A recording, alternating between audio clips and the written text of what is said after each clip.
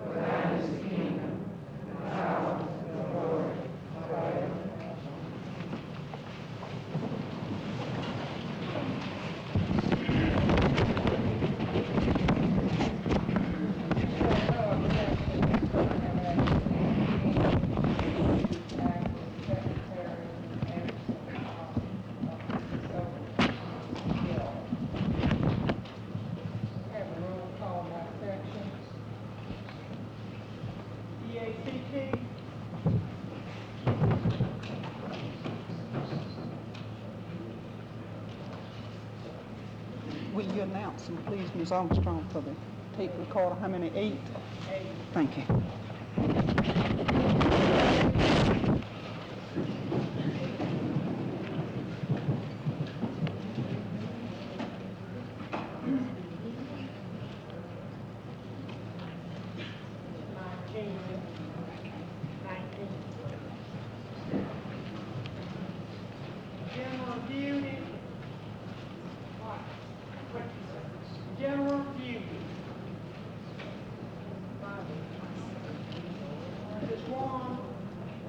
General duty, please stand.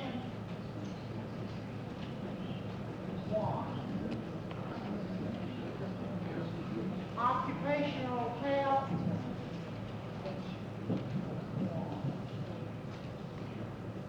Public health.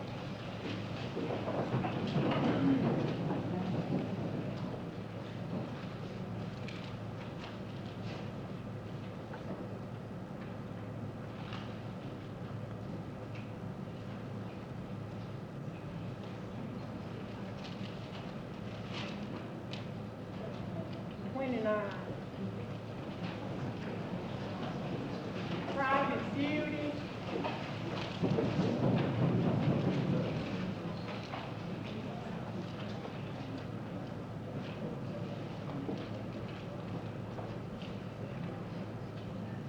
20. 21. I counted 21. Let's see. Will you please stand again?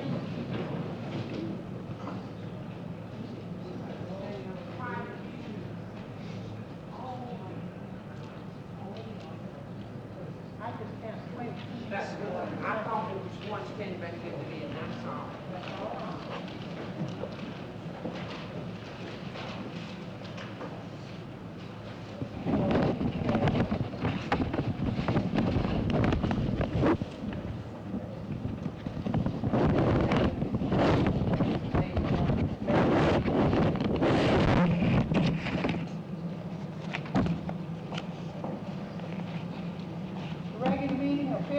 Georgia State Nurses Association was held Thursday, May 5th, 1968 in the Woodruff Auditorium at St. Joseph Infirmary at Atlanta, Georgia at 4:30 p.m.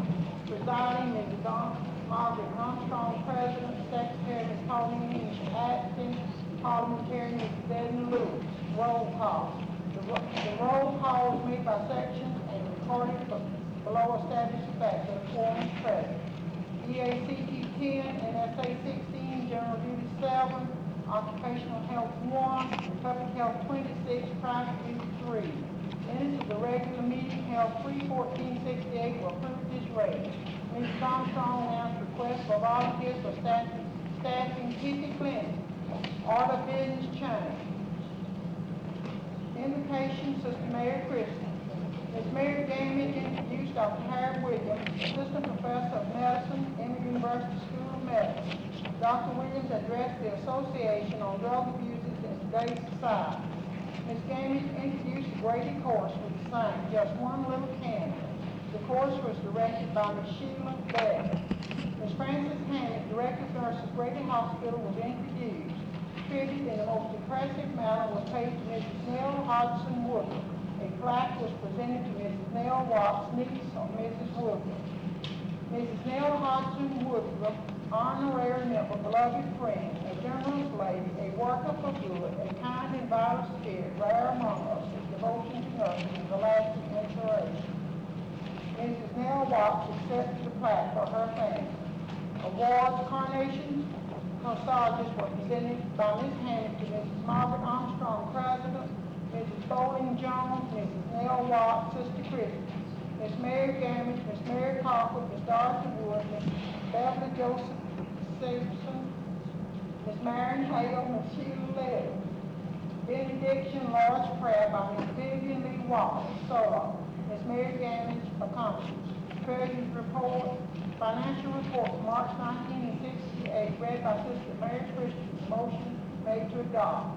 Financial Report of Nurses Professional Register for March 1968, read by Sister Christian. Reports will be filed for audit. Report of the Executive Secretary, 1,001 members on roll. Call attention to exhibits in Waverly Hall. Resume of the board action by the acting secretary. Representatives elected by the board. Mrs. Margaret Armstrong, Project RN and Model Cities Committee. Mrs. Gladys Garland, Ms. Merle Locke to the Area-wide Health Planning. Mrs. Marilyn Rosecrans, alternate. Read motion regarding registry and staffing Hickey Clinic. Report of the Membership Committee and election of new members. Bylaw Committee, Ms. Catherine Pope, report given. Official registry report by Ms. Steve Honeycutt. No other report. A standing vote of thanks given to St. Joseph for hospitality. Suggestions made by Ms. Carolyn A. Ms. Margaret Armstrong, President, announced that at least 4 papers from the 5th District will be presented at ANA Convention. Meeting adjourned at 6:05 p.m. Only needed Chapter Secretary. Any additions or corrections to the minutes?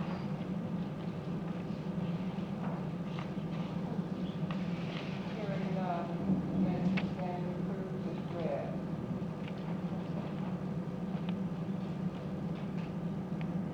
And we have a report on the nominating committee.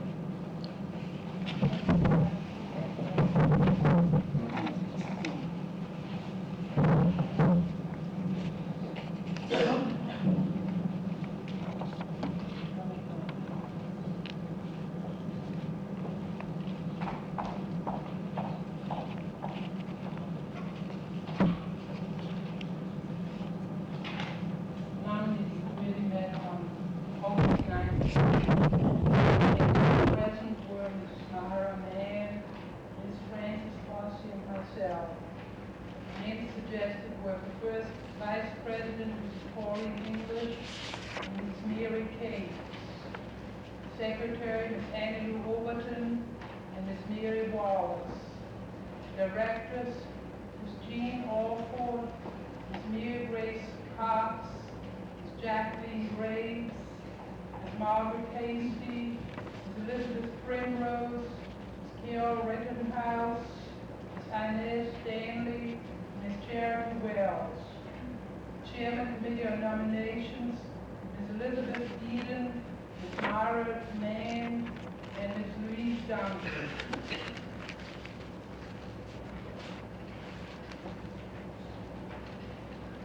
You heard the report of the Committee on Nominations. The floor is now open for nominations for the office of first vice president.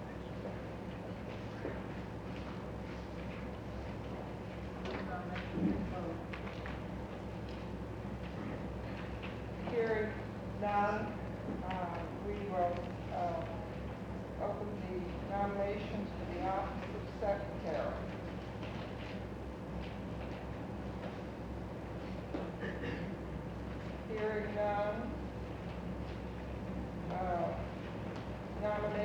for director.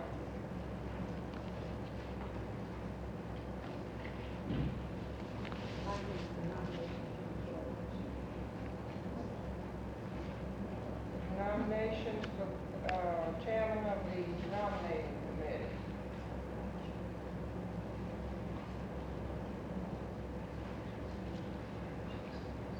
Are there any nominations for any office?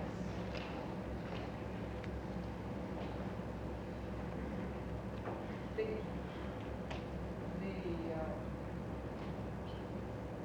the nominations are now closed. I would appoint as tellers Mrs. Juliet Adams, chairman, Ms. Martha Davis, Mrs. Florence Moat, Mrs. Fonda Clove, Mrs. Edith Honeycutt. For the teller, will you please vote at this time, and the teller will take among you? No. Please vote at this time. Take your ballot to the teller. Teller. Madam Chairman, I'd like to rise to a point of order. I'd like to move that we accept the nominating committee's report and place it in nominations for the ballot. And just for the record, make this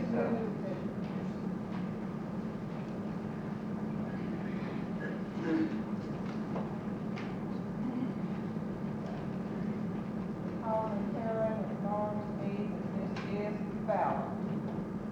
It hasn't been voted as a ballot until now, and the report of the nominating committee happened to be the ballot.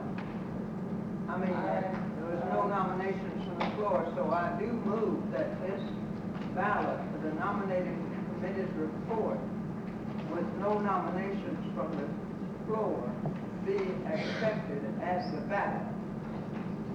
The chair Second, the motion accepts the ruling of our parliamentarian and would like to tell us to proceed with their checking off the ballots, and I'd like the ballots for a marked ballot. Please take them to the teller on the bottom door.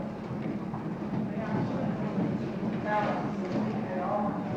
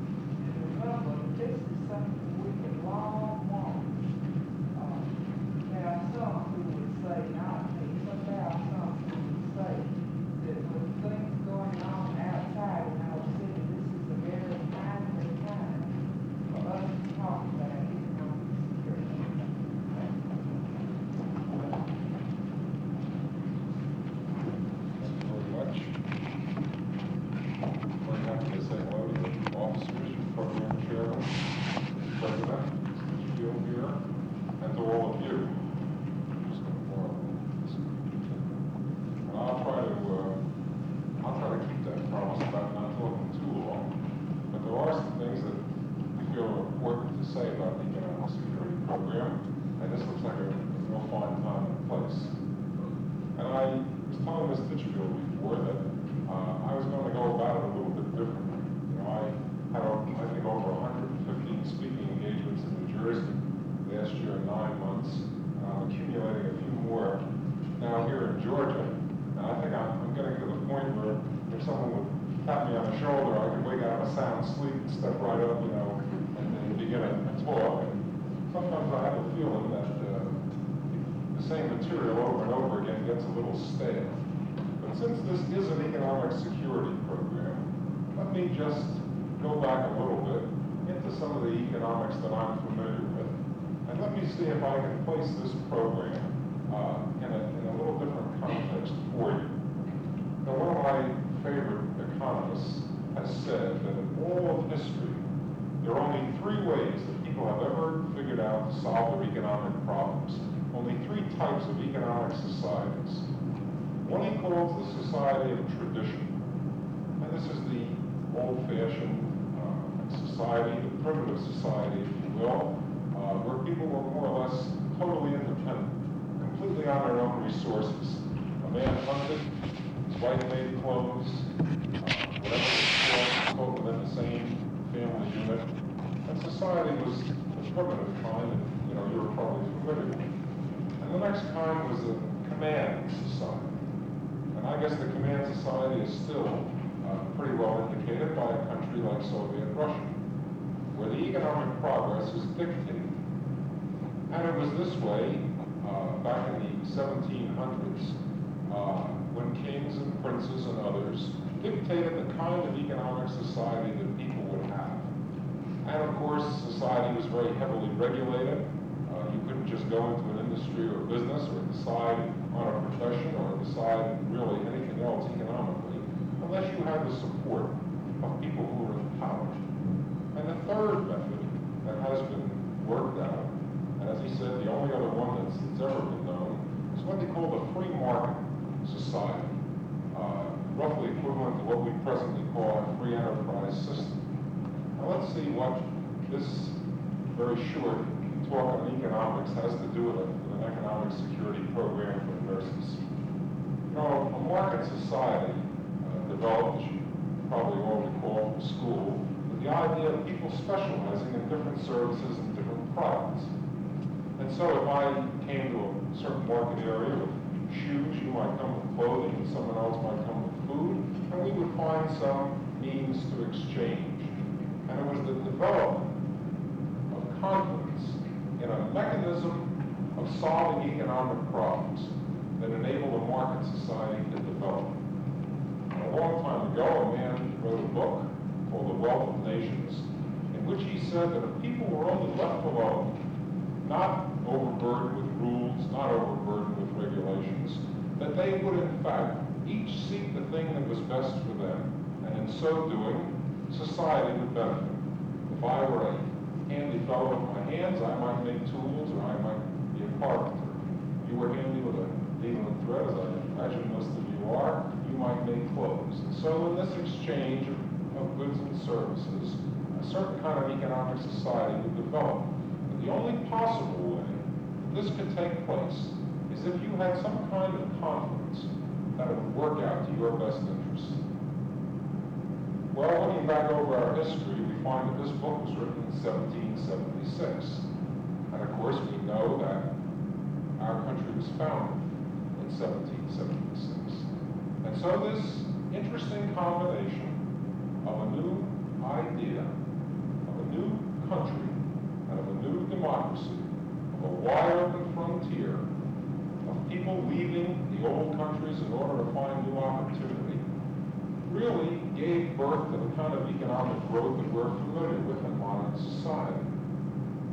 And as we do look back over the wonderful progress that this country has made, we do see a magnificent standard of living, and we do see an awful lot of progress that other countries hundreds of years older than the United States have not yet achieved. And we see that the United States, in a sense, is a model. And we find that back in the primitive societies, it's very interesting if you're fond of anthropology to note that the man who went out and did the hunting received the choicest part of the meat. In Soviet Russia today, they're studying the American system of incentives. So there has to be, from primitive times to modern times, some kind of incentive for people in an economic society. But the outstanding characteristic of this society is something I'm going to call interdependence. Now, what does that mean? Well, it means that basically we're wealthy and we're secure as members of the group, not necessarily as individuals. I promise you that if I had to sew my own clothes, I would be a sorry sight standing up here in front of you. And while many of you may have come from farms, you know that a good deal of the people in rural America today are moving into the cities. And a whole change is taking place in the industrialization of this country so that we are, in a sense, interdependent. Now, from this specialization of activity, we get wonderful benefits. Instead of living at a lower scale, where I would be, for example, if I had to make my own clothes and hunt my own food, I live at a very nice scale where I can go out and buy a suit and I can buy one. And it's such a simple idea that I suggest to you that we all take it for granted. We just assume it. Perhaps until we get a garbage truck or something of that nature. But we pretty much take for granted what really is a very high degree of interdependence. Just imagine if there were no nurses at all, or no doctors, or no dentists. And so, as I say, we take these things for granted. We have this marvelous exchange of products and services, and we all live very well from it. Well, in 1968, as we look around, especially in a political year, an election year, I suggest to you that there's a very deep sense of frustration in this country. It's almost as if a group who was kind of set in its ways and knew where it was going has kind of lost control a little bit over this economic destiny and political destiny. We don't quite have the same sure grip on things that we did once. I suggest to you that we don't quite have the same sure sense of direction that we did at one time. We don't quite know what to make out of government that seems to be getting bigger, taxes that seem to be getting higher, and problems that seem to be getting harder and harder to solve. And a part of this frustration is very real. To a certain extent, we have lost some control, and we have lost some sense of direction. But in terms of the solution, the question is, how can we respond creatively to this situation? Now let's see if we can apply this to nursing for a moment, to the economic security program. I suggest to you that this shows up, the same sense of frustration is showing up today in nursing. It has been for some years. It's the reason why the economic security program was approved way back in 1946 by the American Nurses Association. It's the reason why they're sending me to Georgia now to find out whether the Georgia nurses want an economic security program. Very plainly and simply, the issue is whether or not you feel that this program that I'm going to describe today can work for you. That's the key. We know that in terms of what professional nursing is, and who makes the decisions, and who has the control, we feel a certain sense of frustration that this has slipped out of the hands of nurses. Now, these decisions are being made every day. The conditions under which your patients are cared for are being decided. Your salaries and your benefits and your economic conditions are all being decided. And the future of your profession, which threatens to be 500,000 nurses short in the early 1970s, is being decided. And the question is, who is doing the deciding? Possibly some of you feel that you are, but I wonder if you really do. I can tell you that the ANA feels that while nurses are beginning to make a strong effort in this behalf, to be the interpreters of their own role as nurses, professional nurses in a modern society, that not nearly enough progress is being made. And so the economic security program becomes the means to give nurses a say in the vital decisions affect their working lives. And I suggest to you that just as we had to have confidence in the kind of economics that made us a great and a prosperous nation, so you are going to have the same kind of confidence in the exchange of your services in the health field. You're going to have the same kind of confidence in this mechanism, this process of collective bargaining through an economic security program in order to make it work for you. Now let's go back a little bit and let's see what collective bargaining is and why the ANA, looking at the modern needs of nurses, has decided to adopt. You know, there were other things that might have been done. We might take all the money that's being spent and spend it on public relations or newspaper advertisements. There was a state association that for 13 years committed itself to discussions with hospital administrators all over the state. And at first, they showed some progress. And 13 years later, they gave it up in favor of collective bargaining. They found out that this mechanism of trying to meet association to association, let's say, or administrator to state group didn't work. There was one very, very important group left out, the working nurses. And I don't mean by that they were left out, but they weren't involved directly. See, they were involved through representation at state level, but they weren't involved directly with their own employers. And so this particular state, it really doesn't matter which one, gave up this idea for what is now a very successful economic security program. And collective bargaining started many, many years ago as a means to give workers a voice in their conditions of employment. You know, as you look back, I really don't even have to describe it, but you know that the economic system that has brought us our wealth and our progress forced us to do one thing. We had to organize. And the first group that organized in this country was management. They built factories. They invented machines. They invented the assembly line. They figured out a way to raise money. And it doesn't matter really now whether you're talking about a hospital or a steel mill. The problems are exactly the same. You can't run it without capital. And you must accumulate capital in some way, either by stock, by donations, by endowment, or by taxes. The problems are identical. But for the individual who no longer worked for himself, who no longer could go out on the frontier, who no longer could really start his own business and raise thousands and thousands of dollars, for the individuals who more and more began to work for somebody else, they found that they no longer had a voice in their own economic future. In fact, they really became very much dependent on those who were running the businesses. And some of those people had very good hearts as well as good minds, and they treated their workers very well. A good many didn't. Even some who did treat their workers very well were, and I know that this is not the first time you've heard this word, but they were paternalistic. Well, what's paternalistic? Well, I'll take care of you. Don't worry about a thing. I'll do what's best for you.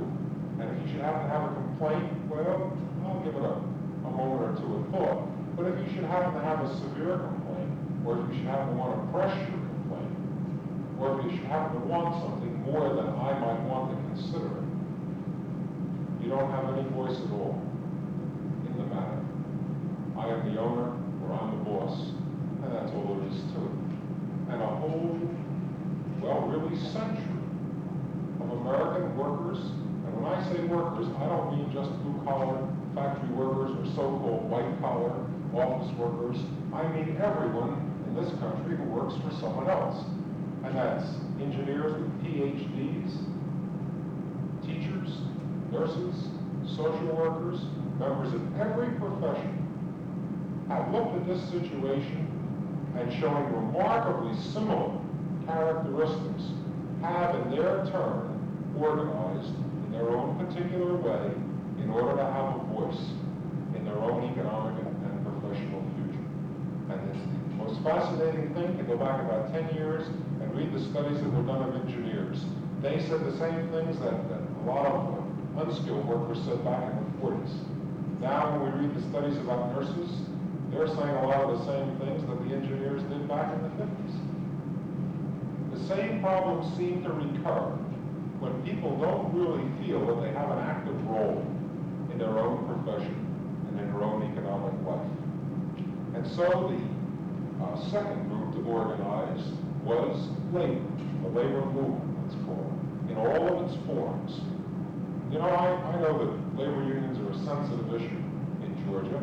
I'd be a fool if I didn't know it, and I'd be probably even more foolish to ignore it. I'm only going to make two comments about that today, and I guess I may as well make them now. One is, I think that we're going to concentrate in Georgia on what we are for. Personally, and this is a very personal opinion, I'm really fed up with everybody who's telling me this year what they are against. That seems to be the popular mode of appeal today. It doesn't appeal to me at all. I don't mind listening to what a man is against, but if he doesn't follow up by telling me what he is for, then I'm afraid I'm not going to vote for him, and I can't work up really a great deal of confidence in it. So we are going to tell people what we are for, and that the economic security program is a means of improving patient care. And then we are going to demonstrate that this is so by what we do. And we're not going to permit anyone who cares to try to put us on the defensive for a year and a half while we run around pleading for approval and acceptance and saying, no, we're really not this and we're really not that. I think we'll just take a positive look at it. The second thing about the labor movement and about unions is this. Several years ago, some of the most prominent people in a great industry, the electronics industry, working for some of the biggest companies like General Electric, were convicted in court of price fixing against the antitrust laws. It carries a criminal penalty. They paid fines, and some of them went to jail. I did not hear a soul, not one editorial writer, not one TV commentator say that we should abolish the free enterprise system because someone has abused it. And so, I do not want to abolish the labor movement, and I don't want to see nurses deprived of their opportunity to bargain collectively, because some people insist on abusing the system. You know, if we could get rid of all the abusive system in the United States, I guess things would be ideal. And then we would all just go out and enjoy the lovely Georgia countryside. But things are just not quite in that condition. And as I say, the challenge is to rise creatively to a situation and to maintain a kind of control that eliminates the abuses. And let's see how I feel we can go about that. The first thing is, does collective bargaining work? Has it done anybody any good? Well, I can tell you that there are over 250,000 collective bargaining agreements in the United States today, in all fields. The time lost from strikes, my figures are probably now a year old, but I doubt that it's changed, was 1/10 of 1% of the man-hours worked. Now, I have never seen a newspaper headline that said 200,000 agreements signed peacefully this year. You never have either.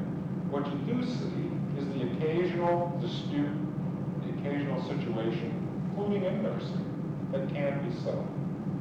In nursing, most of the disputes have come over recognition. And where the program is long-standing and sophisticated and well-developed, such as California, the recognition issue, which is the most emotional one, is solved. They're accepted in bargaining. And they go right ahead and they get their contracts signed, just like people do in every other industry. And so basically, collective bargaining was selected by the ANA because it works. It's worked for thousands of people, including nurses. Now the second thing is the means. How do you get involved in this economic security program through bargaining? Well, we ask nurses to form what we call local units at their place of employment. Because it's your employer, your immediate employer, who's the key to your economic situation. And in your hospital, patients are cared for in a particular way. Grady may do things one way, St. Joseph's may do things a different way, and they may consult institutionally in conferences and so forth. But basically, where your concern lies is between you and your fellow nurses at your own place of employment. The know, operating a hospital today, as I don't have to tell you, is a complex business. It's difficult. Nursing is changing. Medicine is changing. And you know, the average layman, like myself, looks at something like a heart transplant and just thinks it's magnificent. And we tend to have a good feeling about medicine in general. But you see, we're not in the hospital corridors every day where you are. And the heart transplant, the good feeling that people on the outside have in general about nurses, you know, doesn't really convey your day-to-day situations. Until a time comes when I perhaps have to go into a hospital, and then someone says to me, of course they don't verbalize it quite this way, but they say it in a number of ways, we just can't quite take care of you the way we'd like to. We just are too short of nurses, or we can't get replacements for nurses who retire or leave the state, or we just don't seem to have enough personnel or time to train our non-professional personnel, and all of the other attendant problems that go into a day's work in the hospital. The only ones who can deal with that are you, between you and your employer. And if the Economic Security Program has anything really to welcome, is its participation in local units. By forming a unit at your own place of employment, electing your own officers, seeking the advice of the state association, analyzing the problems, and developing your own constructive solutions, put to your employer in the form of proposals. Now, we can advise you.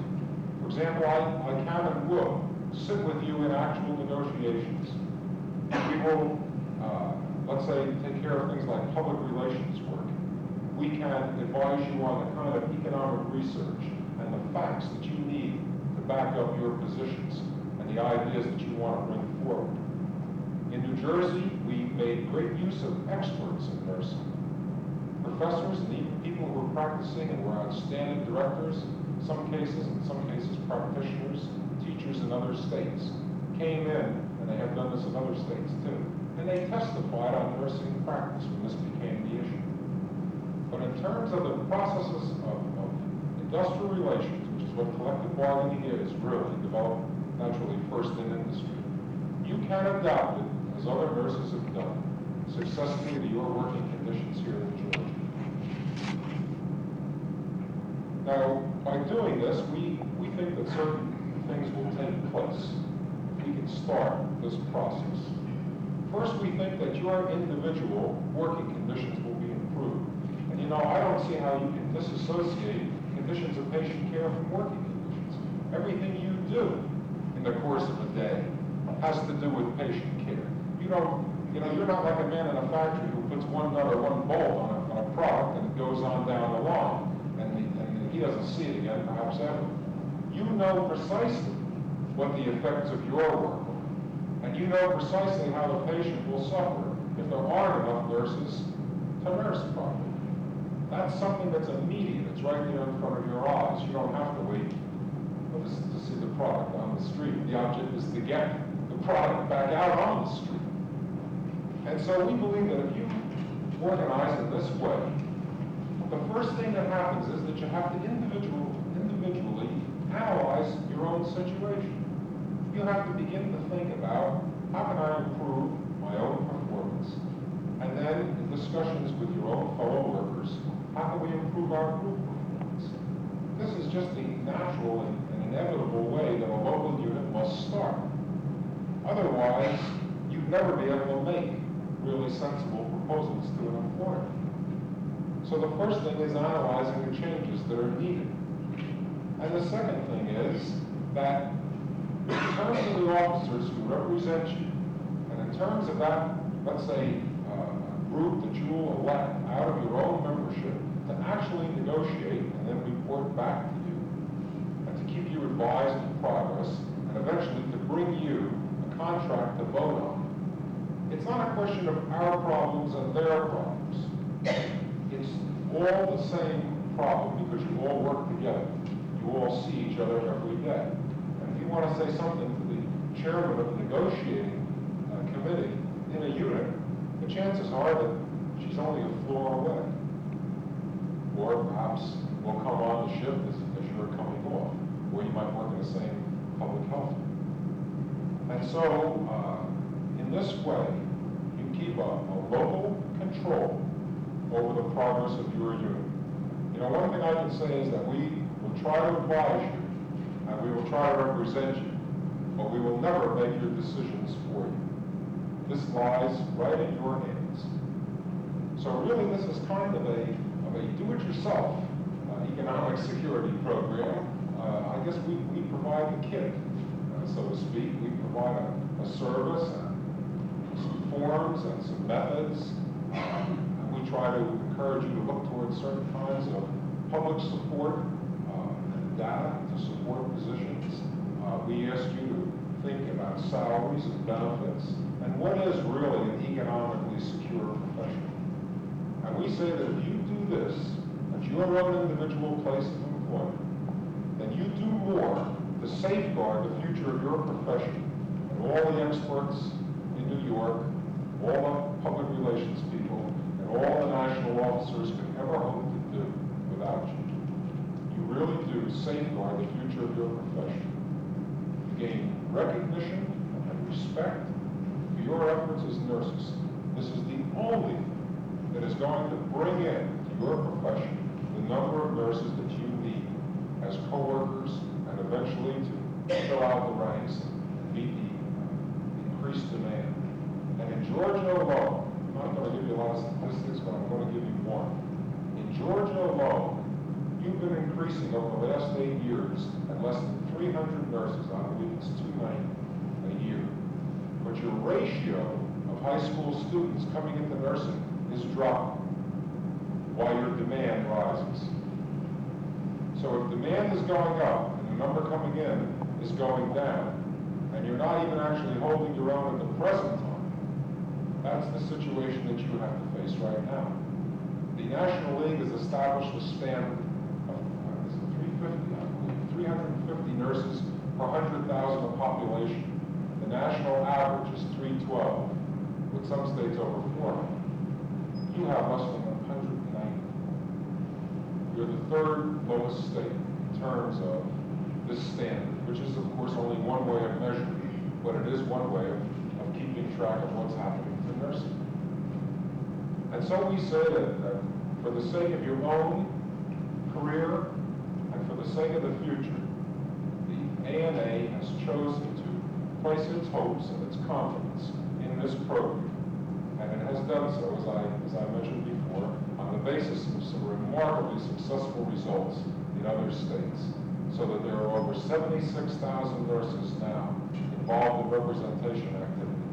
And last year alone, more than 6,000 were covered by contracts in 15 different states. And if I can, perhaps in closing, just tie this back a little bit to the lesson of economics. We learned that marvelous advances were possible if we could organize them properly, if we could control them properly, and if we could make all of this wealth that we have in the United States and all of this wonderful national energy serve our goals.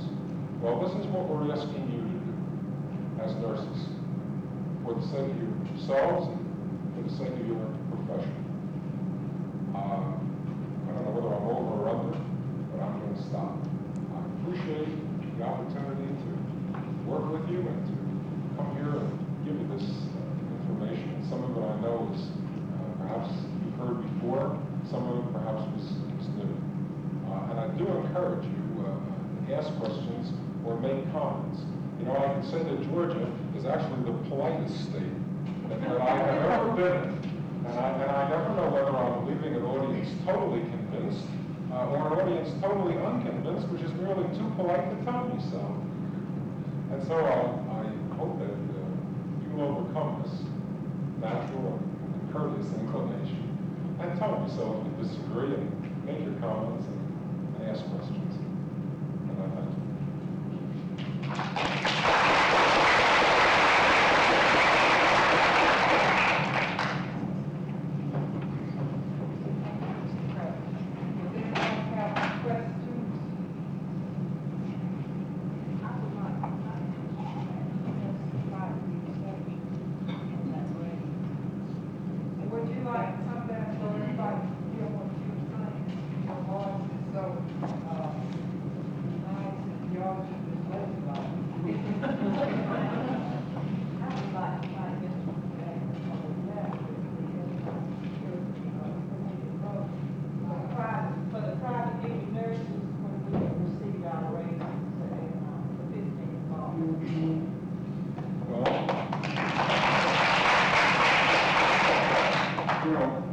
as I'd love to take the credit, I'm afraid that that credit really belongs to your Economic and General Welfare Committee and all the encouragement that they received from your president and your board. Under the chairmanship of Mrs. Hall now, they are really promoting the implementation of this program. And that really did take place, I think, just prior to the time I arrived. So, I hope that we can keep on supporting the efforts of the president and the nurses. Are there others who would like to ask any questions? Thank you very much. Very welcome.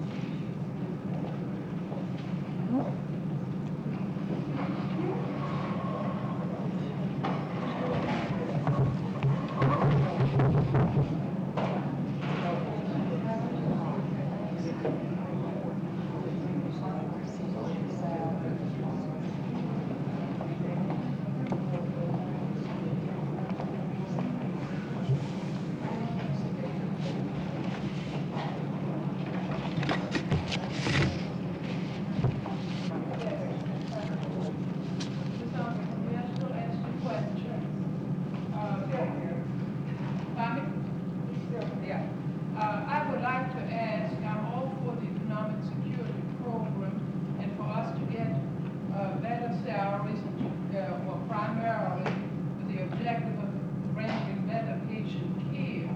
Is there any suggestion about control that this will come about due to better economic conditions, that better patient care will be rendered?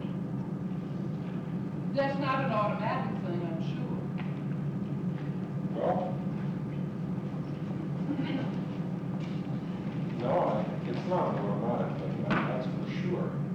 But I can't think of any other way that I'm going to get better care as a patient than the attitude that you have, and of course I don't mean you personally, but I mean everyone, when you come to work in the morning. I think that's my only chance. And the question is, what happens? Of course, I'm only there until a very short period of time, if you don't mind, a little superstition. And you're there, well, hopefully, for a career. And I'm going to come in somewhere, my condition is going to be inserted in the middle of your working life. And the question is, what am I going to find, when I get there? If I find that you have a positive attitude, a sense of real participation in your job, and it is a job as well as a profession, then I think my chances are real good. But I think if you feel that all the decisions are made for you, that you have very little say in what's going on, and that there's just not a great deal of respect for you as an individual nurse, well then, you're just liable to treat me like that as an individual patient. And if that's the case, then my only chance is that if you can somehow rise above the unpleasant part of your job, the unpleasant working conditions, and the things that you resent, so that as a matter of individual will and effort, you can still get reasonably good care. But one of the things that's hoped for in this program is, as I say, when you come together as a group and you just are concentrating on ways to improve situations, and I think that's my best guarantee. Absolutely. And so that if you come before your director of nursing or come before your administrator and you say, here's a way to improve a certain process, or here's a situation that's hurting morale, and you have a way of getting something done about it, then I think patients will benefit. Well, but I agree with you absolutely. There is nothing automatic about it. No pay raise will give me any better care, but the chances are it can contribute. Does that answer? Mr. Craig, in Georgia, we have 159 counties. If I understand you right, you're saying that 159, less one, has their own merit system. But it would take 158 units to really be effective as far as bargaining power through our, and eventually we have to meet the legislature. Is this true that it would be much strategy? How about health districts? And how about groups of districts organizing? At the moment, the feeling is that district organization would probably be the best. Now, by district, I don't want to, I'm talking public health district. Health now. district. Right. Because there was some feeling that perhaps the whole district, such as District 5, had to cooperate together. That is nonsense. But right now, the feeling is that rather than have so many small units, especially when some are operating directly under one district, that would be the best way to organize. And you are right, in terms of the way the state sets the minimum standards, we will eventually have to deal with state government. We had the same situation, of course, on a much smaller basis in New Jersey. There were 21 institutions spread all over the state. And each one of them sent a representative, usually a president, to what we call the steering committee. And the steering committee elected the negotiating committee. And along with myself, we dealt with the governor and the state legislature. Now that worked pretty well. And it's entirely possible that a similar arrangement can work well for you, where your interests are common interests. But where your interests are different interests, then we really will have to go out and deal with the different counties that make up the districts. I couldn't say at the moment that groups of districts would not work. That would really bear a little more looking into. But at the moment, our feeling is that on a district basis, we would be the wisest in public health. Yes, ma'am? Would you answer one quick question about the composition of the units? Do I understand that this would not include the director and supervisors of the, I'm still talking about public health situation, but the staff, nurses? Well, the answer is really the same, I think, for every type of health employer. The director, I do not know of any directors of nursing who have joined local unions. Now, in New Jersey, the only rule that we had was that the director could be a member, but that she could not be an officer. Because we felt that anyone who was an ANA member, basically, should not be deprived of the right to be in a union. But not as an officer, because that would definitely have been a conflict of interest. The director is a member of management. There's no question about that in my mind. And if she feels that the two positions conflict, possibly her best course is a neutrality in terms of the bargaining. We are going to have a conference to which all directors, public health directors and so forth, have been invited on the 21st in Atlanta, where we'll ask the directors themselves to deal with these problems. And then I hope that the NSA section will take it up again at the convention. So we're not really trying to dictate these policies, but that was the policy in New Jersey. And I believe you would find that in general, whether it's stated formally or whether it's only informal, directors, by and large, have not been members of local unions. They felt that there really wasn't conflict. Now, Supervisors, yeah, well, on the supervisors now, it depends on what their responsibilities are. But in terms of, I would say the ordinary term supervisor, supervisors, head nurses, and general duty nurses, our experience has shown, do best in the same unit and should join in the same unit. You may run across some old ANA literature, by the way, that talks about organizing at different levels. But the majority of the experience is that these three levels can organize together. And in New Jersey, we often have assistant directors in the unit also. Some of the members, two members of the negotiating committee in this one group were assistant directors. And they felt that there was no conflict.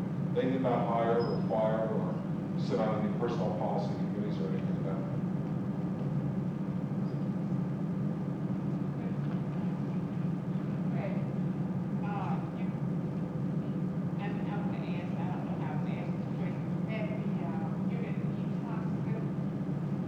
Generally, yes. Generally, each hospital is big enough so that it makes sense to have its own unit. By the way, in Newark, New Jersey, the public health staff nurses and supervisors do have two different units. But we were told that they've had some difficulty agreeing about things for approximately 35 years. And so we felt that possibly just getting the economic security program started was enough of a challenge. and that if they were going to come together, we would let them work through it gradually. So that it does happen occasionally. But mostly, the question is, who is the employer? Because in terms of bargaining, if you have to approach someone who can make the decisions. That's always the key. So whether it be a unit of government or a private hospital or a nursing home or something like that. Okay. That's, My situation is I work for the Board of Education as a school nurse. There are only 26 nurses and 7 nurses in our school. And would it be possible for us to form UED one? They're all employed by the same Board of Education? Yeah. definitely. Your unit of 26 would be bigger than most in New Jersey. In New Jersey, if you have 8, 10, school nurses, it's a large group, except of course in a city like Newark. And actually Newark, with 400,000 people, only had 74 school nurses. The tough part comes when you have 2 and 3.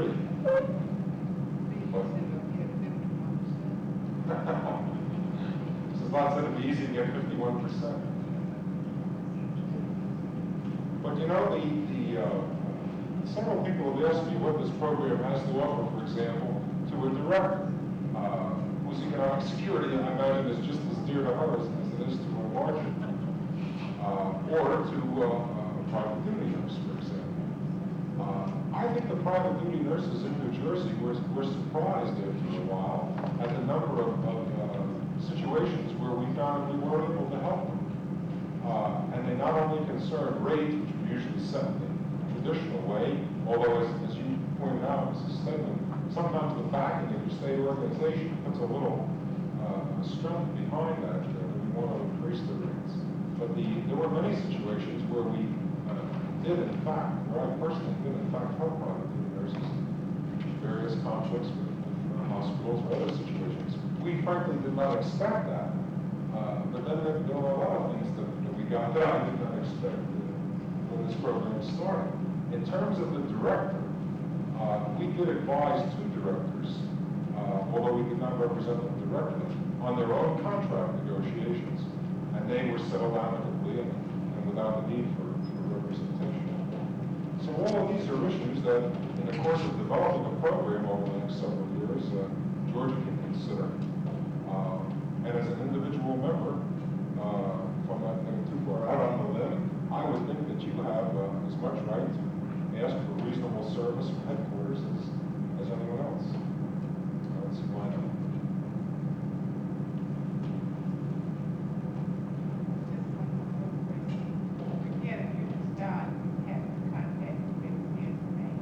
This is really the easiest way.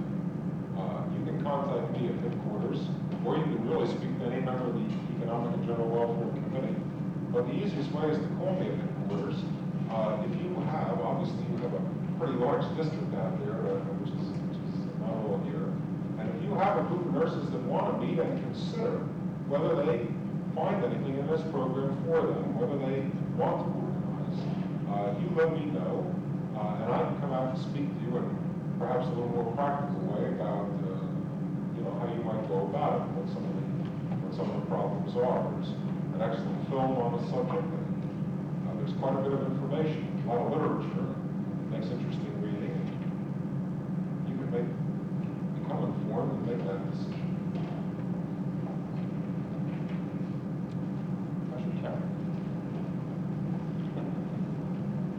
I don't want to keep the candidates, in a state of suspense. Well, I'll tell you, I'm going to take a chance on this group, and I'm going to tell you one of my favorite stories. And I know that I told this once in front of someone from New Jersey who was a president of District 1 named Sister Anita. As I told this story, I noticed the audience kept watching her and watching her. When it was over, she was good enough to laugh. I don't know whether she really thought it was funny or whether she was just being polite also. But I got away with it there, and I'm going to take a chance here. And the story concerns a young girl who has a feeling for service to her fellow man, and so she goes into a religious order. And for the moment, we'll just use these terms in a non-denominational way. And so she is told that when she joins, she has to take a vow of silence. And she agrees, and she goes to work. Well, she works for 10 long years, and she's been promised that at the end of 10 years, she can speak 2 words. And so on the anniversary date, she's called into the office, and, well, let's call it for the moment, the Mother Superior looks at her and says, "My," she says, "10 years of faithful service. Today you may speak your 2 words." And the nun looks at her and she says, "Bad food, Mr. Leader." She goes right on back to work. Sure enough, 20 years go by, and she's called in again, and the Mother Superior looks at her with warmth in her eye, and she says, "My," she says, "20 years of dedicated service. Today you may speak your 2 words." And the nun looks at her and she says, "Hard work." Back she goes. Well, 30 years go by, and of course by now everybody's getting a little older. She comes back in on the appointed day, and the Mother Superior looks at her and she says, 30 years, dedicated, faithful service. She says, "Today you may speak your 2 words." And the nun looks at her and she says, "I quit."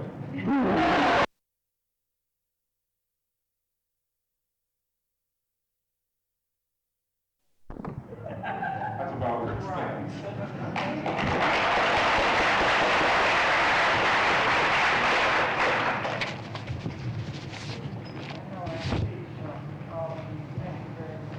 Very well.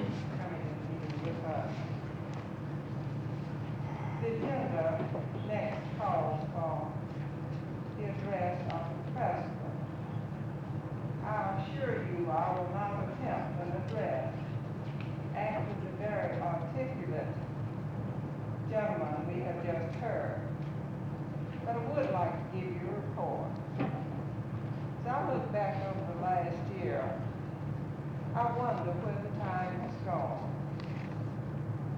I'd like to also tell you that it's been my pleasure to serve as your president this past year, and I express my sincere appreciation to the officers, the board of directors, the sections, and the committees who carried on their particular functions.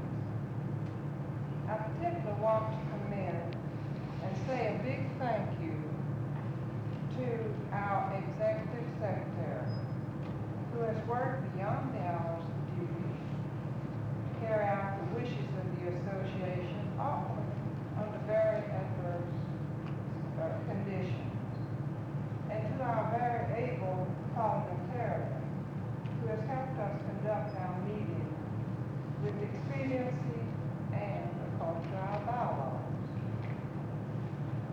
I am appreciative of the opportunity of attending the American Nurses Association convention in Dallas.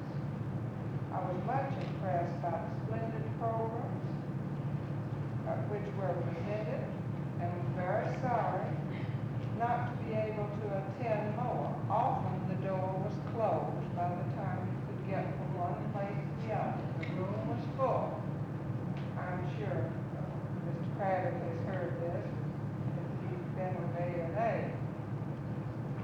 The business meetings of the convention were so ably and efficiently conducted that one enjoyed them as much as they did the program meetings. And I didn't dare miss one of them because I was afraid I'd miss something very important. During the past year, I represented the 5th District at 2 meetings of Project RM. I attended one meeting of the area-wide planning committee and reported back to the board, who then elected Mrs. Lott and Mrs. Garland to represent the district on this committee. I attended a meeting of the school nurses and also a special group of school and health personnel regarding the recruitment into the paramedical fields. I attended several meetings of the Health Advisory Committee of Model Cities Program, and one meeting of the Georgia Political Action Committee. On May 1st, Mr. James L. Hudson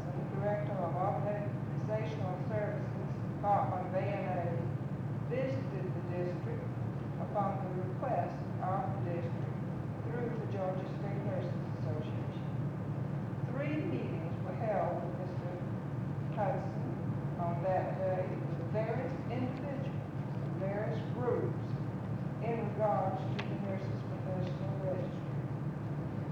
I have attended all meetings of the Executive Board of GSMA, all meetings of the 5th District GSMA, and Board of Directors 5th District GSMA, several meetings of the Finance Committee, Program Committee, the Bylaws Committee, the Membership Committee, the Ad Hoc Committee appointed to move toward assisting in the establishment of a community registry, and have upon request met with the private duty section and the occupational section and the school nurses group.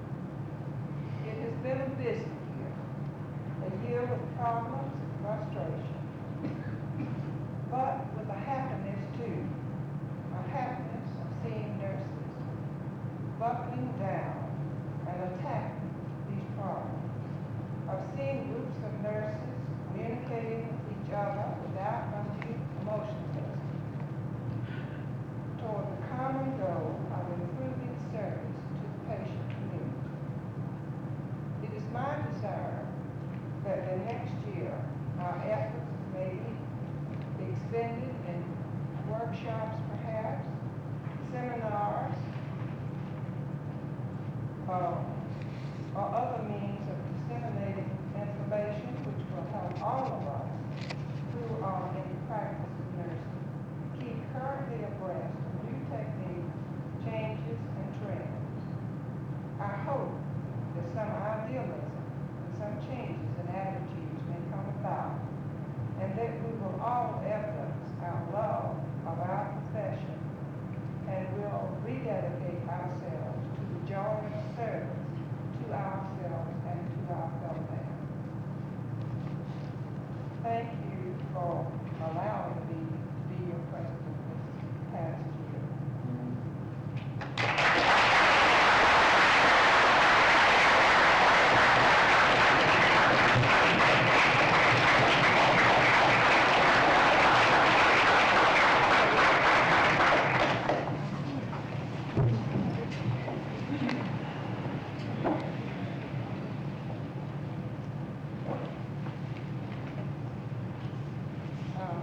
We now have a report of the secretary. Yes, you're calling for the secretary, the elected secretary, you want the executive? I'll make my report brief, tell you the resume of members. We have 1,078, which includes 13 associates and 6 new graduates who paid no dues. And I think for the benefit of the members present, we should let you know about the sections because many need to be changed. And I think some of our people who went to Dallas realized the importance of getting the divisions because they were not allowed to vote. And we do have some in 5th District that need to get through the proper sections. In EATC, we have 121, general duty 192, private duty 267, nursing service administrators 242, public health 152, occupational health 26. Now in Georgia we do not have the office, psychiatric, school nurses, head nurses, operating room nurses sections. So please next year see that you are in the proper section in your state and the divisions are in your national. Now we have also 36 unknown sections who did not put the information on that, and of course you're not receiving perhaps the material or the benefit of your full membership. We have had 3 hospitals to join our payroll deduction programs, which we've already had Grady Memorial Hospital and our Hospital and Infirmary who have participated, but the Cav General, Holy Family in Newton County also participated this year, and through those we got 60 members. All hospitals and nursing homes have been visited. We've sent out thousands of items of materials.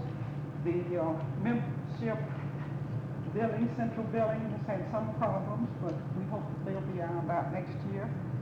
The books are up to date, and it has been a very busy year. Thank you, Ms. Ms. Overton, our elected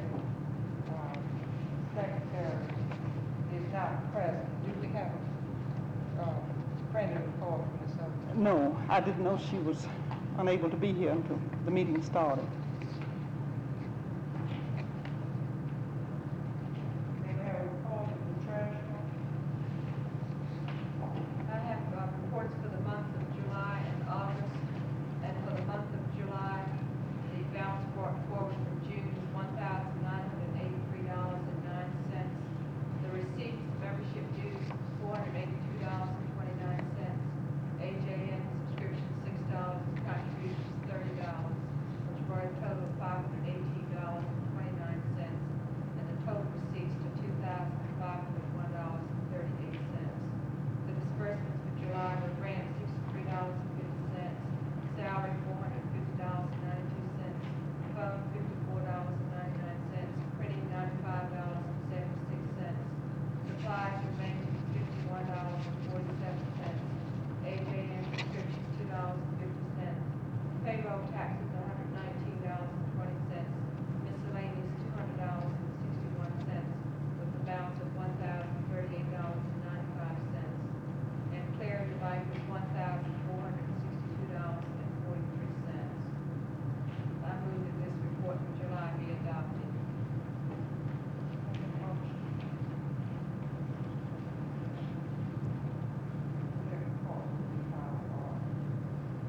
The August report, balance brought forward for July was $1,462.43.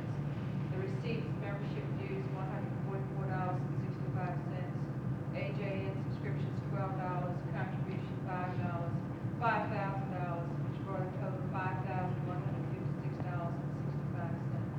The disbursements, grant, $63.50, salary, $444.32, telephone, $54.99, printing, $55.63, mailing and postage, $228.40, supplies and maintenance, $59.02, AJN subscriptions, $12.50, taxes, $125.80, miscellaneous, $30.30, the total $1,074.45, and declared the bank for August was $5,544.63. Move that this report for August be adopted. Are there any questions regarding July or August report?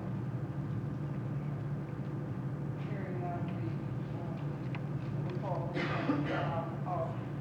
Sister, do you have an annual report? No.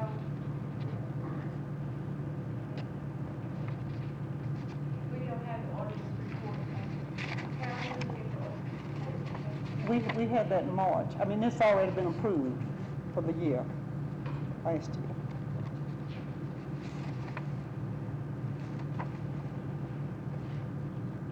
May we have a report on the recommendations from the meeting of the Board of Directors?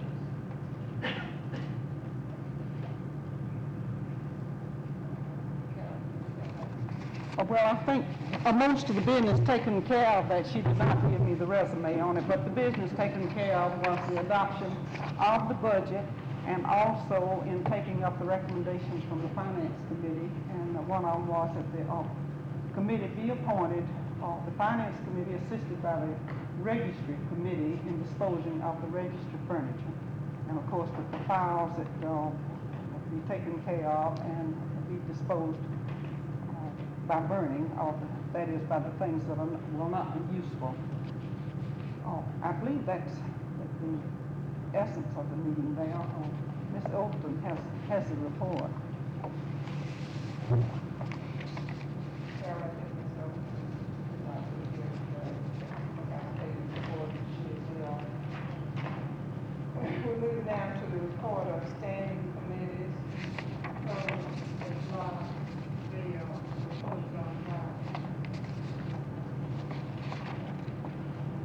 Printing, Ms. Atkins. Well, just 3 items were printed. We had the schedule cards.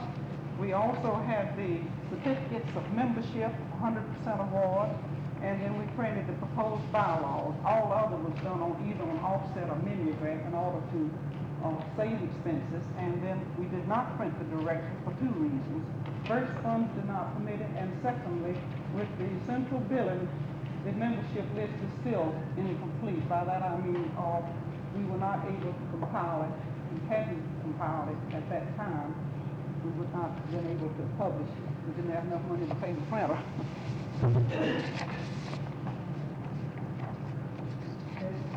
Hope is not here to give the report of the bylaw committee. However, I do know that there were the committee did meet 3 times together, and probably over the telephone and some other times, to consider the amendments to the bylaws. These amendments to the bylaws will be taken up at a later time.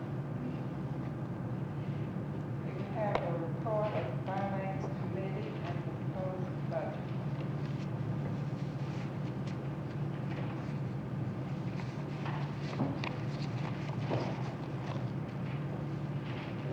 Fifth District GSA proposed budget for 9269. Rent $762. Telephone $462.50. Scheduled cards for meetings $60. Bulk mailing fee $30. Order $200.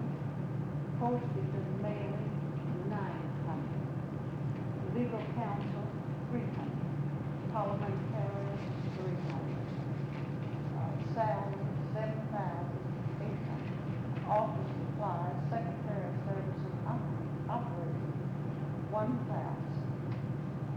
Employers, social security tax $350. Insurance involved, treasurer and executive secretary $140. Engine service $207. City and county tax $45. Rent of Sacred Heart Office $18. Flowers $150. Section expense $15 per section, $90. Convention expense for the GSNA, president and executive secretary, $100 each, $200.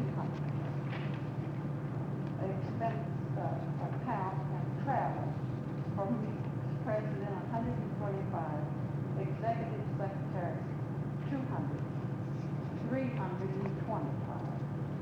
Entertainment and awards $300. Miscellaneous $200. Printing, including the directory, $600. Office equipment $500. Total $15,002.50. It will be necessary for us to have 1,500 members to meet the proposed budget with a small amount left over. Madam President, I move this be accepted.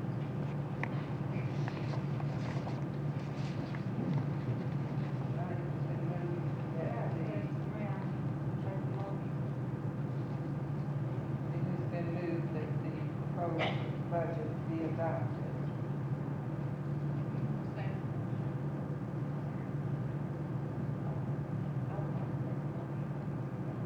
That it be, and view of our down circumstances, that could be cut some, say, the $12,000. I'm looking over these, I've been studying and seeing something. For instance, this entertainment award, since we are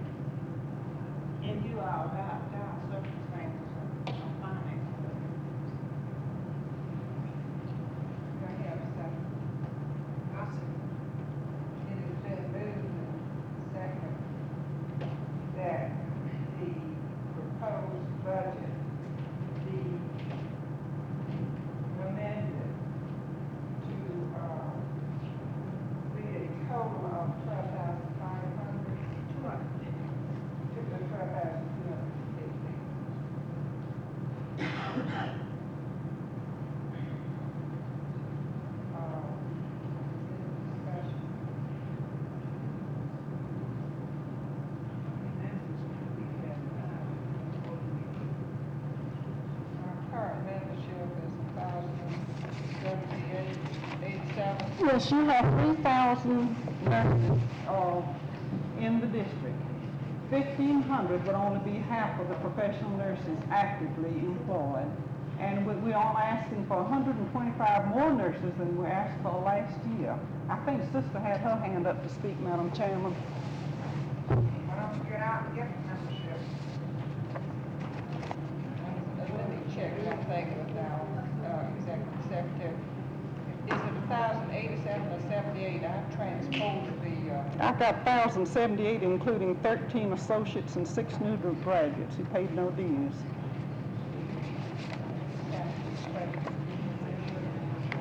further discussion. Decide. Ms. Armstrong, we couldn't hear the whole motion. Why, what was supposed to be cut? We didn't understand what the lady said. Well, actually, she mentioned one of the things that might possibly be, but I think our motion had to do with cutting the budget to 12,250.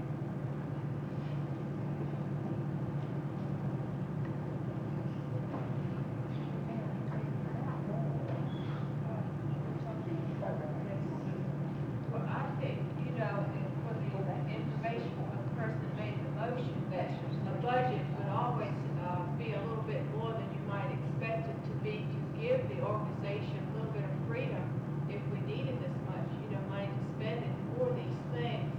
But if we don't have the money, we certainly will cut, and that's what we did last year. I mean, the finance committee would review the status every month, you hear a monthly statement. And if we don't have the money, we certainly can't use it. But if you cut the budget now, and then we want to add to it, we have to go back through and have another proposal and add on. But the budget would, we wouldn't spend as much money if we didn't have it, that's for sure. I think the point is that we have been having to go on grants so much to have our budget, so we're going not to have to depend on getting out and getting grants. Further discussion. Are you ready for the question on the amendment? All those in favor of the amendment, which was cut the budget from $15,002.50 to $12,250. Please say aye. Aye. Those opposed, no. No. I don't know if it's loud or what, but I think we'll have to have a standard. All those in favor, please, of the amendment, please stand.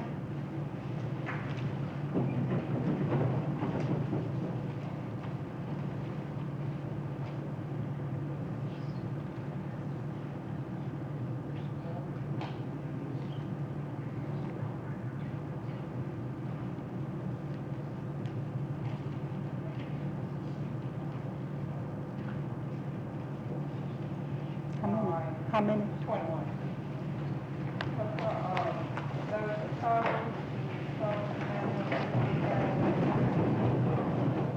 I don't have to go. Who got it?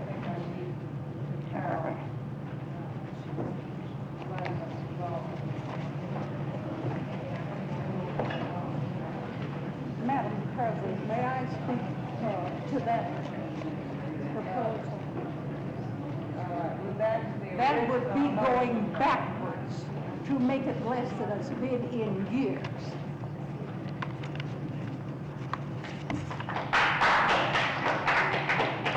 I feel exactly disputed here, further discussion on the proposed budget. Further discussion on the question.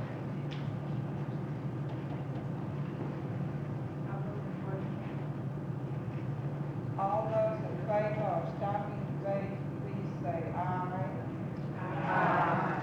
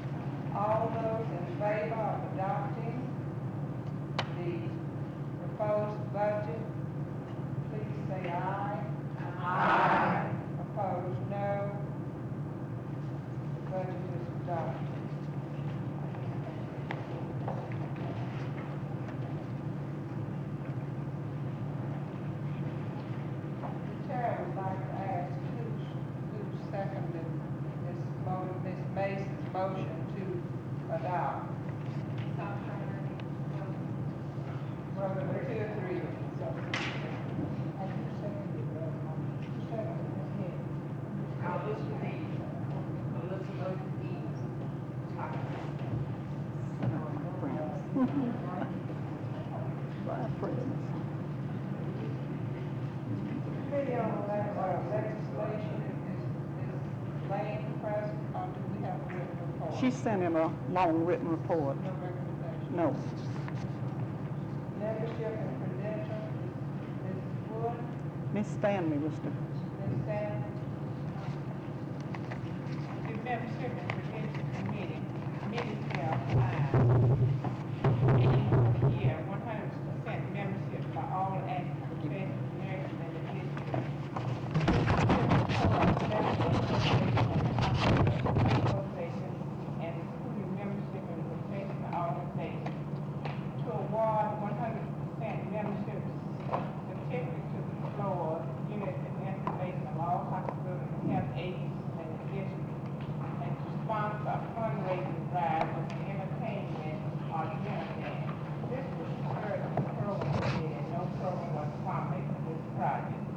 And the accomplishment, enrollment of 6 hospitals in the payroll deduction program, Holy Family Care Center in Newton County. Grady Memorial and Constant Leon Infirmary have a special program for staff nurses or staff members. Co-sponsored Nurse Day, May 12th, with booth participation at St. Joseph Infirmary. More than 500 nurses and students from high schools attended. And the problems were the central building with installment program. The failed to follow through with the second and third installment bills from A&A. Request each member to help recruit a member. Only 1 cent in foreign a letter to each member seeking financial assistance or a new member. Collected was $210. The suggestions are that all leaders in the health agencies, hospitals, and schools of nursing take a definite stand on membership in meetings. The 1969 court, Ms. Johnson was chairman, and she wants us to know that there were 5 100% certificate awards. The Jerry Well Health Center, Hakeville Health Center, College Park Health Center, and the Buckhead Health Center, College Health Center.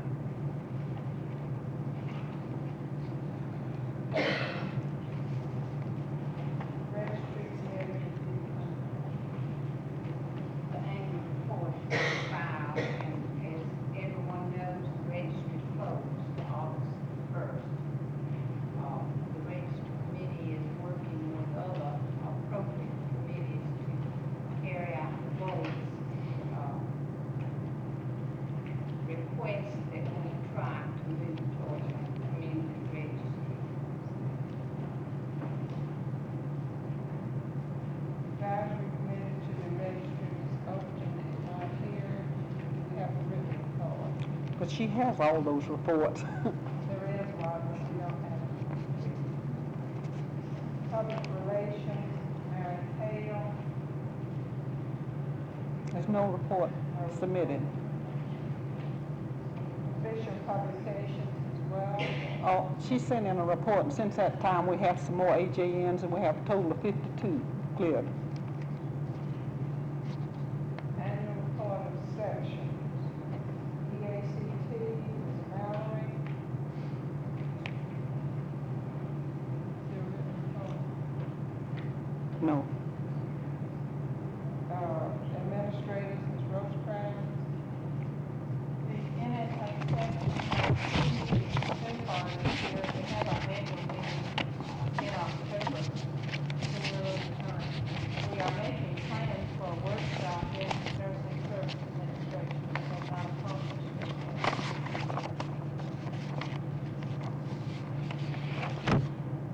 General duty, Ms. Bunting. She doesn't here, here's her report. Secretary, read her report.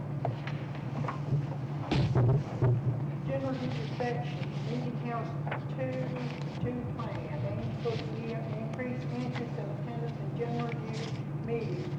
Accomplishments, very little, attendance average about 10 to 12. Very difficult to get people to run for office. Problem, contact a problem. Telephone committee discontinued. Letters to each member too expensive. Letters to hospitals now, method of contact used. I believe that the 10, 12 who want to work will benefit the 5th district better by giving their service to the district instead of the section. 9668 Francis Bud.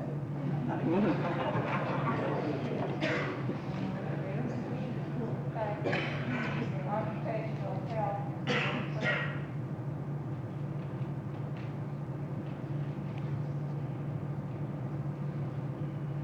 Public health, Ms. Harrison.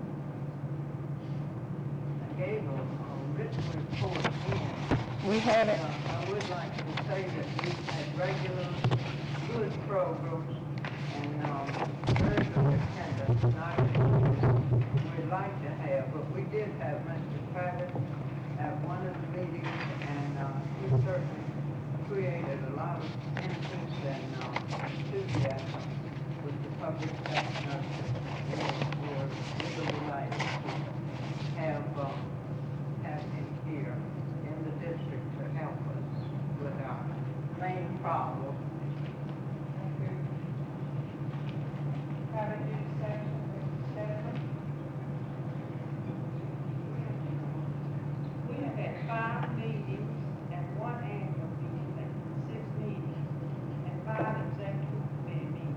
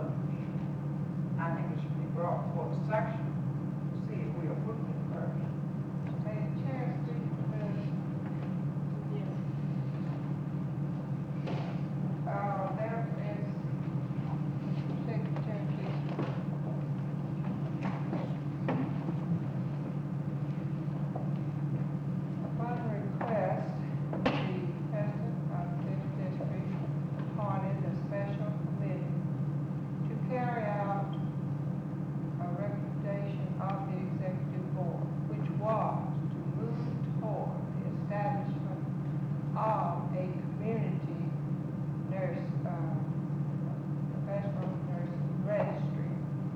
This committee was appointed, and this committee has been working, and the material that you received was a interim report from the committee.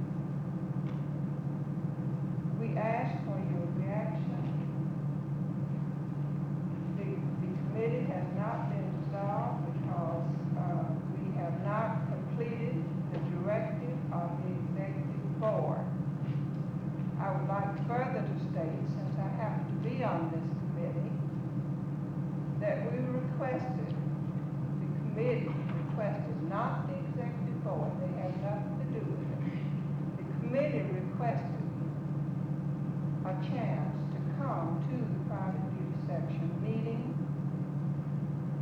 It was explained to us that this was your annual meeting and that you'd rather have it at another time. You'd rather have the committee meet with you at another time. Any questions regarding this?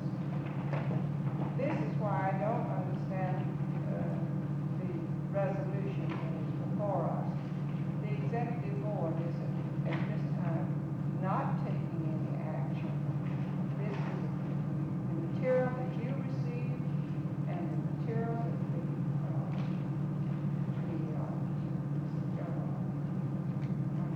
Health agencies and health hospitals. agencies received is a report of the special committee.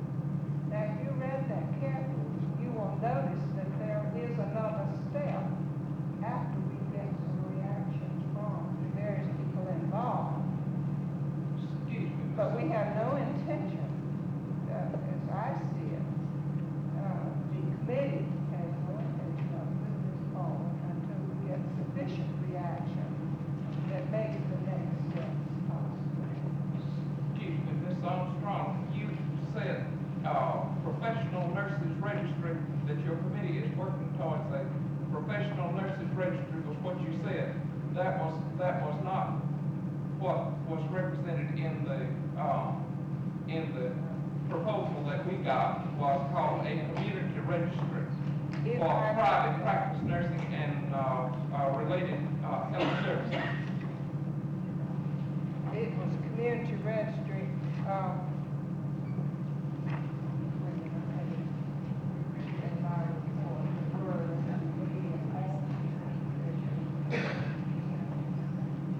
the word, our directives, direction, not the board, was to move toward assisting in this establishment of a community registry. I'm sorry, I don't speak very well on staying on my feet. I use professional nurses registry to track that.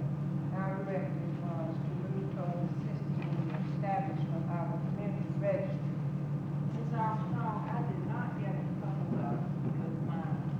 And, but Ms. Atkins gave me one at the before meeting.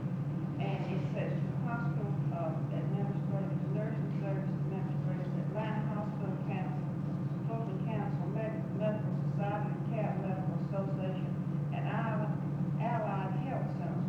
But it does not include private duty nurse centers.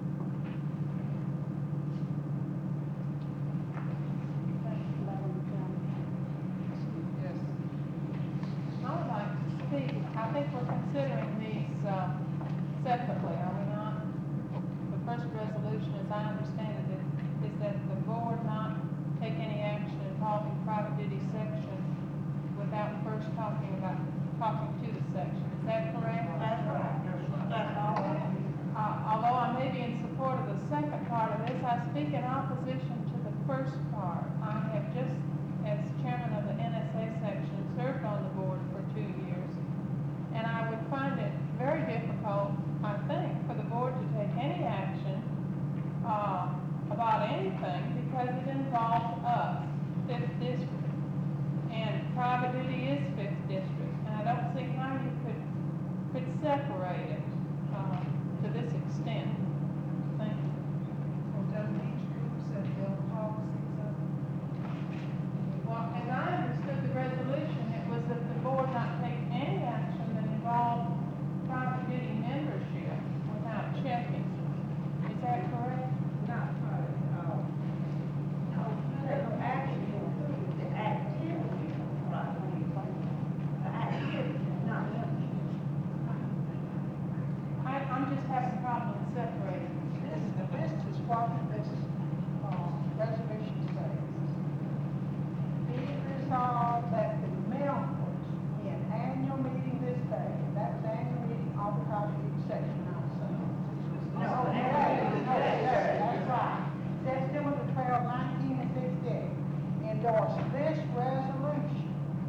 that the fifth district executive board take no action involving the activities of the private duty nurse until it is presented to the private duty section.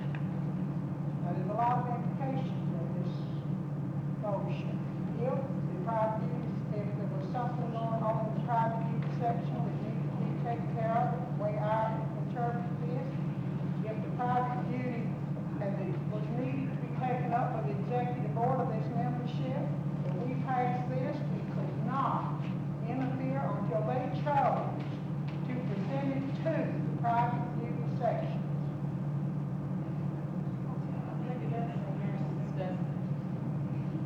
Yeah, activities of the private duty nurses until it is presented to the private duty section. And I don't know what they mean, what action they would make. Maybe like to be specific and say, I don't know. I'm in favor of private duty nurses, I would like to know the clarification on this, because that's so many implications. We do not want a community to register a willing place with housekeepers and such. We'd like to maintain our professional standard.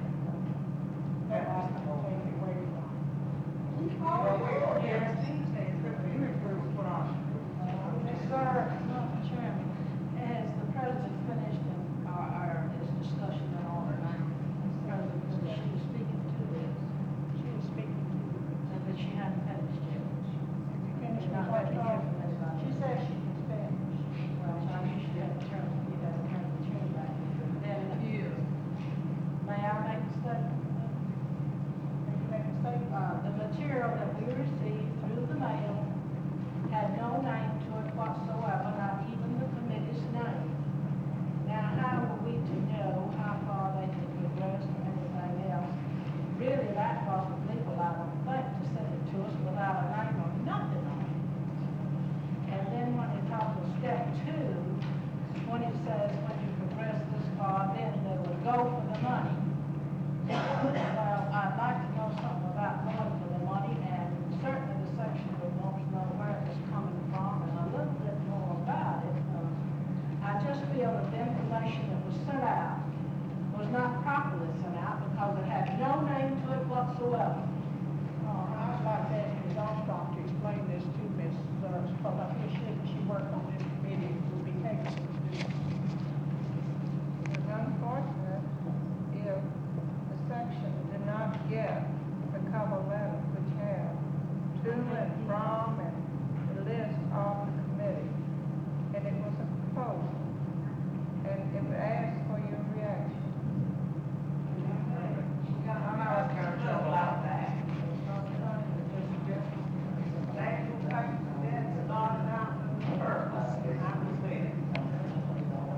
Well, let me explain one thing to you.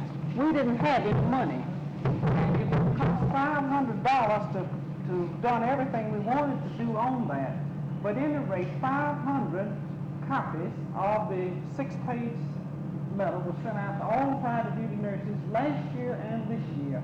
We were told by the committee to go ahead and get 50 copies of the cover letter to send to the hospitals and health agencies because your committee, your chairman was sent a copy.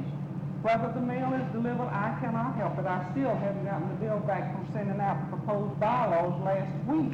They're supposed to send me a red slip and say how much it costs. Mail is not delivered, and I cannot deliver it personally to you, but your chairman was sent one. Now, your chairman is sent a copy of everything from that office that pertains to private duty nurses. Everything. Now, whether she received it, we can't tell you. But we did not have enough money to send the 2 extra copies of the 50 to the 500 private duty nurses. Where they thought that that would come through your section and through your chairman. And we did real well to get it because out of the grant that's been so criticized, we went immediately to the post office and bought $228 worth of envelopes and stamps. And that's the first 1,000 envelopes we've had this year. It's the only time since I've been in office we haven't had enough money to order them from the post office. We usually get them printed very cheaply. So we got 1,000 envelopes. And then to the cover letter, it took 1 extra 6-cent stamp. Now remember, 500 at 6 cents a piece, all of that adds up to money. But your chairman was sent a cover letter and your members on your committee ought to convey back to you. We try to send you everything we can.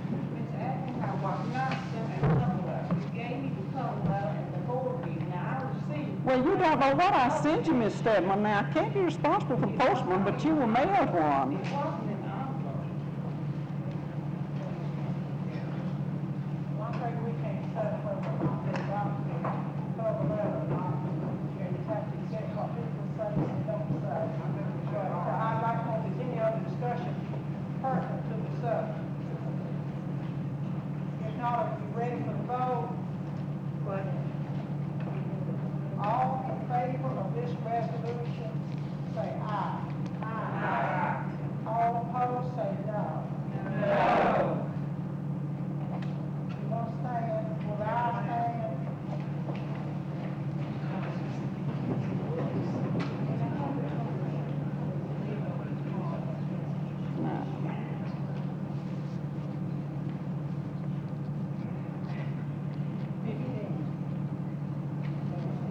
Will you no stand? I think it's obvious no carry. This resolution is law. Now, turn up, get back to the north.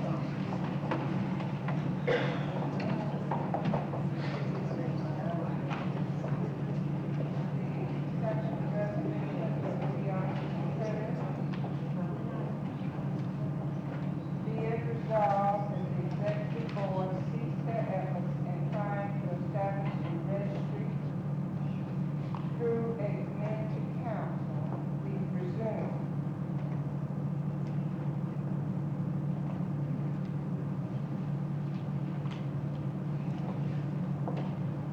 Would you read that again? Be it resolved that the executive board cease their efforts in trying to establish a registry through, we presume, a community council.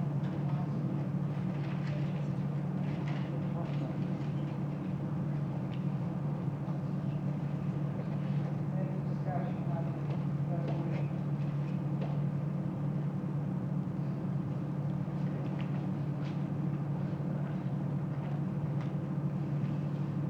Are you ready to vote? Yes. Could there be a further explanation of that, please? Like the chairman of the public use section. I never thought. They're asking for explanation of the second resolution. Well, I think it's self-explanatory. We presume that it's through the community council. It has been mentioned, and it's mentioned something that we know about Mr. Loretta Roberts working with. And we want a professional register, not the community register, but the community council with a policy program. By way of explanation, and I think I might give this without relinquishing the chair, the order of the board was to close the register. Close the register. And the board did close the register. Madam President, may I speak to this?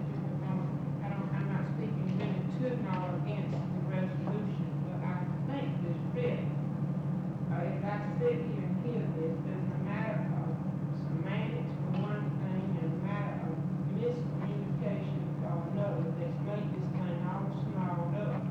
First of all, I would like to point out that I don't believe the executive board is trying to establish a register, period.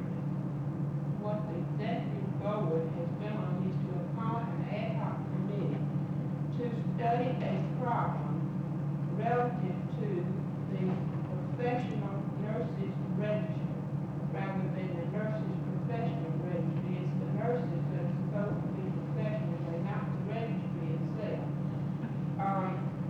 We have a problem, and there has been a problem ever since I've been a member of Fifth District about the operation of the register. We've had money, we haven't had money. I don't understand all the ramifications of it, but I know that there is a problem.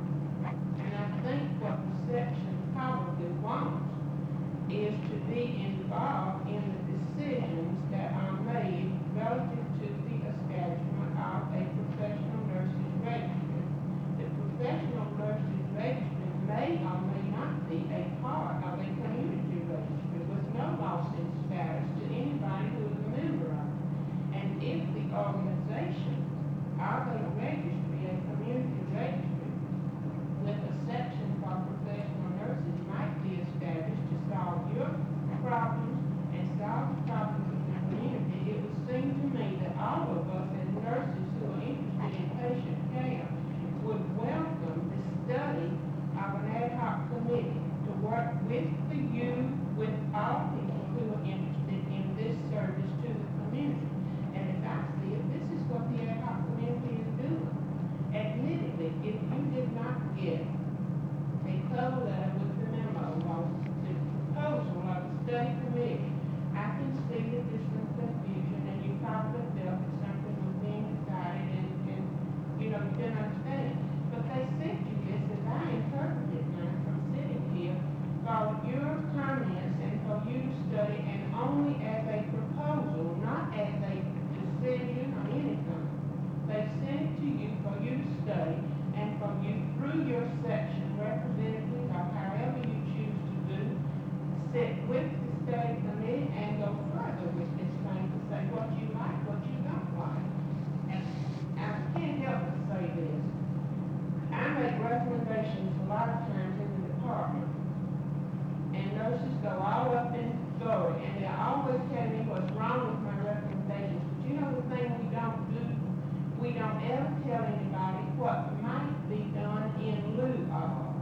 I made a set of recommendations recently about classifications, and I sent them all over asking people to give me their reaction. Everybody told me what was wrong, but not one person made a constructive suggestion for what might be done instead. This is all we're asking for, and no decision is going to be made. You are given an opportunity to meet with the committee, and all I'm saying is I really don't think you want this study to stop. If you do, your register's closed, and so where do we go from here? Don't you want some help in solving the problem, not only for you as nurses, but for the community? Madam Chairman.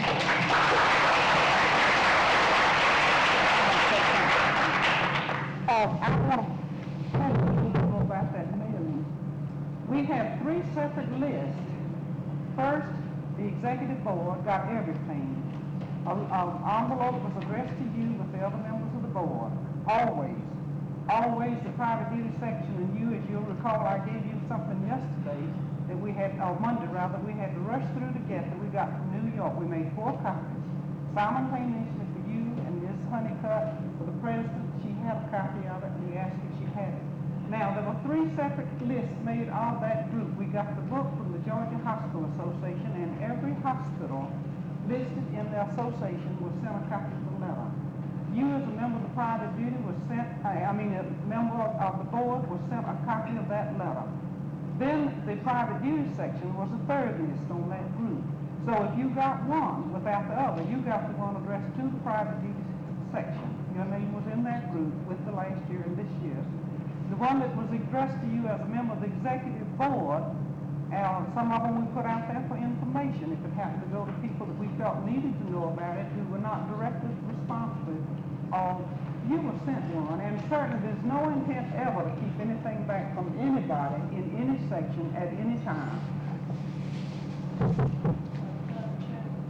I agree with Ms. Barfield entirely. It's lack of communication. We did not that problem about it. I would like to say that there were 2 private duty nurses on and as such, we all got a cover letter and Miss Overton sent it to each of the members directly before I got a copy.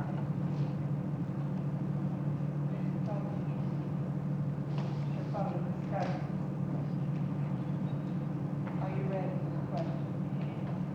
All those in favor of the resolution number 2, which is, be it resolved that the executive board seeks care of trying to establish a registry through, be presumed, a community council. All those in favor?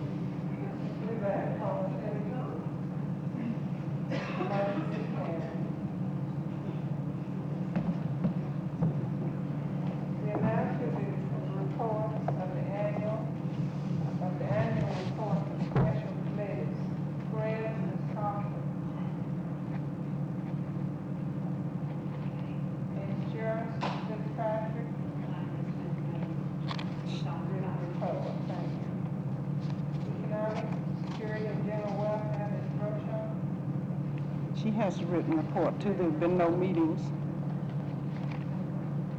Christie, Ms. National, Ms. Ashton, Ms. Bud, There's no report submitted.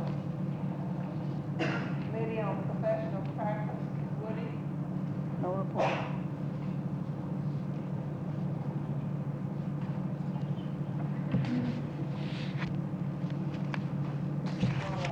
take a breath.